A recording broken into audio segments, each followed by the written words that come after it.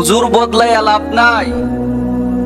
আজকে একজন, আগামীকালকে একজন, এই সপ্তাহে একজন, অন্য সপ্তাহে একজন।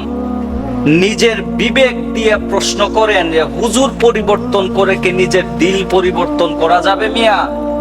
আর কত হুজুর পাল্টাইবে? আপনারা চিন্তা ভাবনা করবেন যে নিজের জীবন পরিবর্তন করা দরকার। বলেন আপনাদেরকে আর কিভাবে বললে আপনারা বুঝবেন? এইরকম বহুত মসজিদ রয়েছে, এক সপ্তাহ যাইতে না যাইতেই আপনারা হুজুরকে পরিবর্তন করে ফেলেন, হুজুরকে বদলায় ফেলেন।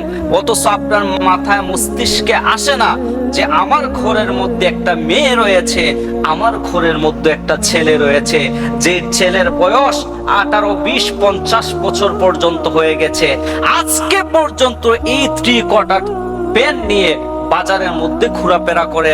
আজকে সেই ছেলেটা এই অললাম ভাবে চলাফেরা করছে, আপনার দেওয়া মেয়েটা অললাম ভাবে চলাফেরা করছে। আপনার মাথার মধ্যে ওই রকম চিন্তা আসে না, শুধু পারে হুজুরের পিছনে পইরা থাকতে। এই সমাজ পরিবর্তন করেন। এই সমাজ যদি পরিবর্তন না করেন, জিন্দেগি তো আপনি পরিবর্তন হতে পারবেন না।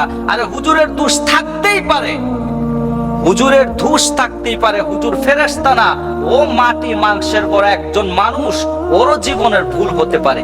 আপনি কি করছেন? আপনি হজ করে হাজী সাহেব সামনে নাম লাগাইছেন হজ করে, অথচ আপনার ঘরের বিবি নামাজ পড়ে না, বউ নামাজ পড়ে না, বাচ্চা নামাজ পড়ে না।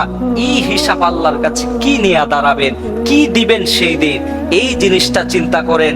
এই উচিত কথা বলার কারণে আজকে বহুত মসজিদের ইমাম আজকে লাঞ্ছিত, বঞ্চিত, কমিটির কাছে দায়বদ্ধ।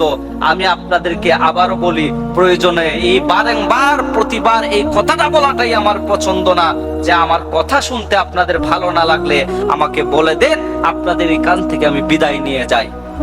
আমার এই মেম্বরে বৈশা কথা বলা আমার উদ্দেশ্য না। আপনারা একটি মানুষ যদি আমার কথা শুনেন, তাহলে আমার জীবন অন্তত আপনাদের দ্বারা পরিবর্তন আমারও হইতে পারে, আল্লাহর কাছে আমিও ছাড় পাইতে পারি। আল্লাহ রাব্বুল আলামিন যেন প্রতিটি মানুষকে আমল করার তৌফিক দান করেন। আমিন।